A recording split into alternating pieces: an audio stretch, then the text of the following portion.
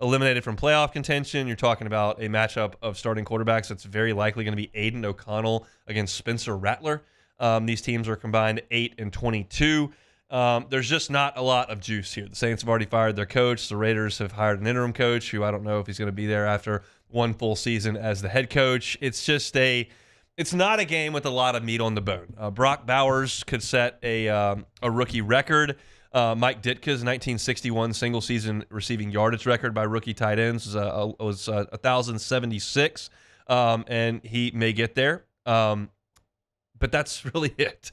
The Raiders are favored by a point. And as I was looking at this game and kind of thinking about, okay, what's the Saints' angle here? I really can't sell you Spencer Rattler anymore. I told you that it was interesting for the first couple of weeks. That was really disheartening in Green Bay. I don't know how else to say it. You're talking about a Monday Night Football opportunity with a reasonable offensive line in front of you, and Rattler couldn't produce anything. They couldn't move the football. They couldn't produce points. It was just a kind of a mess. And he shows you the highlight reel throw when he jump throws and fires a laser in there. And the next one, he doesn't see his zone corner bailing on a concept, and he throws it right into the numbers, and it's an interception. I think the likelihood that Spencer Rattler is the Saints' next franchise quarterback is microscopic. It just doesn't look that way. And that's always generally going to be the case. Like, you don't see a lot of quarterbacks drafted on day 2 or 3 of the NFL draft that make it. Yes, every once in a while Brock Purdy shows up. Yes, every once in a while Jalen Hurts can be a league MVP type guy. It wasn't a first-round pick. Yeah, there are some instances where that happens. Kirk Cousins is thrown for bajillion yards. But far more often than not, the quarterback comes from the top 15, 18 picks. That's where starting quarterbacks are taken. Just look around the NFL. I mean, it's almost unanimous. You look at a game where the Chargers are playing I'm just looking at the schedule for this week with no read. Like, the Chargers are playing the Patriots tomorrow. Those guys were high picks, Drake May and Justin Herbert. You look at the Broncos and the Bengals. Bo Nix, high pick. Joe Burrow, first pick. The next game on this list is Cardinals and Rams. Matt Stafford was the first pick in the draft. Kyler Murray, first pick in the draft. Like, those guys go really, really early. You got, Dak Prescott would be the Cowboys quarterback, and that certainly applies there, and Jalen Hurts for the Eagles. But then you go to the next game is Jets and Bills. Aaron Rodgers was a first-round pick, and Josh Allen was a first-round pick. Like, that's just where the quarterbacks – I was just going down chronological scoreboard here on ESPN.com, and the Saints haven't done that. And they've tried to find some guys here and there, whether it's Ian Book and Jake Haener and now Spencer Rattler, and I just don't know that it's going to work. Now, Derek Carr was a first-round pick, and you traded for him, and that's fine if that was the move you're going to make, but we kind of know what that is now, and he's not available, so you're looking towards the future, and I just don't know that Spencer Rattler or Jake Haener offers that. I think there is reason to believe that they could be a serviceable backup quarterback. I would trust Rattler more than I would Haener because there's a little bit of upside there, but, again, I don't mean to boil an entire player's career down to 60 minutes of football in Green Bay, but we've now seen him for periods of 4 or 5 games. I just don't see a lot. And so, again, Peyton Manning set the rookie record for interceptions his first season, and we know how that turned out. I'm not saying that you've got to immediately come in and set the world on fire, but I don't feel like he's going to be an answer. So I can't look at this game and sell you that bill of goods. I think where I'm at now as far as interesting storylines for this game with the Saints and the Raiders, I'm still with Kendre Miller. Like, he has shown some flashes. And I just feel like if you're going to ask Alvin Kamara to shoulder the biggest workload in the NFL, which he did for the first month and a half of this season, he led the NFL in touches. At this age, this is the result you're going to get. He's hurt. And he's been hurt all year. He's playing with banged up ribs, and he got hurt. Like, you can't ask a guy who's taken that many hits over his career to continue to be the workhorse and the guy that's shouldering the biggest load in the NFL. You've got to get Kendre Miller and Jamal Williams involved. Kendre Miller is young, he is cheap, he is talented, and he has a lot of tread on his tires. He wasn't overworked at TCU. He certainly hadn't been overworked in 2 years at the Saints. He's been hurt the whole time. So I'm looking at Kendre Miller as a guy that I need to see kind of step up, and this is a chance for him to do that. The Saints are obviously going to try to run the football with a young quarterback out there. They're going to try to establish that early and often. They're going to run that outside zone, which they really like to run. And I'm looking at this preview piece on ESPN.com, and it says the Saints run outside zone 61% of the time. That's the second most in the NFL. And the Raiders are 14th in EPA allowed per design carry overall, but it gets worse when facing outside zone. That's 23rd in the NFL. So this should be a decent matchup for the Saints running game. The Raiders don't stop outside zone well. The Saints run it as much as anybody in the NFL. You've got your offensive line reasonably healthy, and you've got a running back that you feel like you need to feature and get a better look at as he moves through his second professional season. So as I try to look at this and find the interesting storyline, to me, it feels like Kendre Miller is that. I've talked to you about Alontae Taylor and Kool-Aid McKinstry. Those guys have had their peaks and valleys for sure.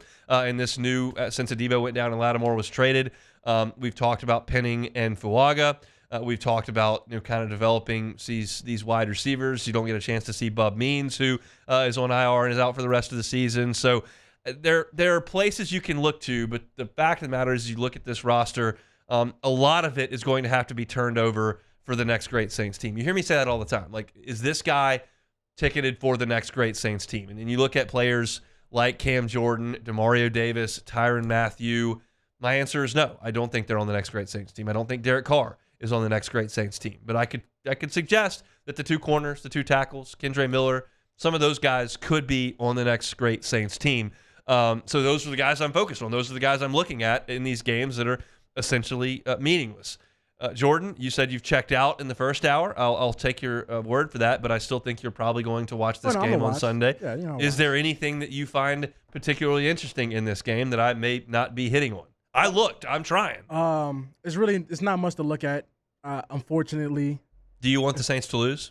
Oh, of course. Okay. I mean, yes. To be real, you're going to watch both teams try to lose this game. Saints might try to give a little bit more. I don't know. Antonio Pierce might want that job, and I know Darren Rizzi does too. Man. I think that there's going to have to be something truly special that went on to have Darren Rizzi keep that job. Beating Atlanta is not truly special, and then certainly getting annihilated by Green Bay doesn't help. I think they'll look elsewhere. Yeah, but those two guys are probably fighting for their jobs. Yeah, I think Antonio Pierce has been on borrowed time, especially that the Raiders they ended up winning last week and messed all the draft where they were supposed to be at. So I can't be like, oh, they're going to have a top 3 pick. So, but okay, I get it. Rattler hasn't shown anything, but I mean, you're giving them salt and pepper and trying to make something that doesn't involve salt and pepper. Like, you're giving them lettuce, but this guy doesn't eat vegetables. Like, look at his receivers. It's bad. Come on, man. Hunt, they're one injury away from them calling me and you up to come get some snaps in our receiver. I don't have much breakaway speed. I really don't take the top off the defense well. Who has breakaway speed we have out there right now? MVS. He was sick, and then he shows up sick. He was sick. He was sick. So it's like, yes, I get it. Rattler, he was sick. Yeah, you shut out first team to get shut out this season. Terrible. The team looked cold. All right, let's call up spade a spade. The team just looked cold. Nobody want to tackle Josh Jacobs. But like Rattler, he's a 5th round. You still pick. Feel like he's got a chance to be? I mean, the Saints franchise quarterback. I ain't gonna say franchise, but I really feel like we haven't got a chance to really see what he can do. When he first started, the line was decimated. Yes. Now he's come back, the line is intact, the receiver core decimated. Gone. So it's like you give him an O-line, take away the receivers. You give him some receivers, take away the O-line. It's a revolving door right now. So there's no stability. I'll say that. It's hard for him to be great when there's no stability. I just I need you to score some points. Yeah, I need not a bagel. And I tried. Like last week, I was like, all right, I really want to see Spencer Rattler. This is a good opportunity. He's had time to game plan, and you've got an offensive line that's kind of come together. Okay, see if you see if you can run the ball and see if Rattler can operate. He's had 3 starts, all fewer than 175 passing yards. Yeah. The Saints, if he doesn't reach 175 passing yards on Sunday, he will be the first Saints quarterback to go 4 straight games without 175 passing yards since Steve Walsh in 1990.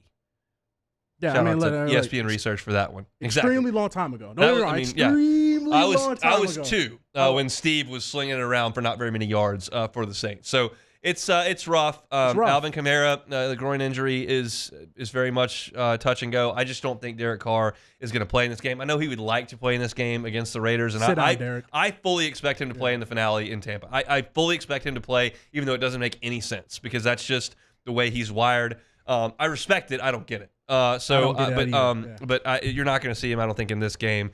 You just can't go out there with a broken hand. So, again, we'll see. Probably a sleepy environment in the Superdome. Not a lot of juice in this one. But we'll see. I hope I'm wrong. And Spencer Rattler goes out there and throws for 325, and I can go, hey, that was something to build off of. And you're playing a bad team, so it's certainly possible. But I will not be putting any sense on Spencer Rattler over the passing total at this point. So, hey, it's on. Thanks for watching Hunt on Saints. Before you leave, help us out a little bit. Hit that like button. Leave your comments in the section below. And hit that subscribe button so you get all our content right here from Hunt on Saints. We'll see you next time.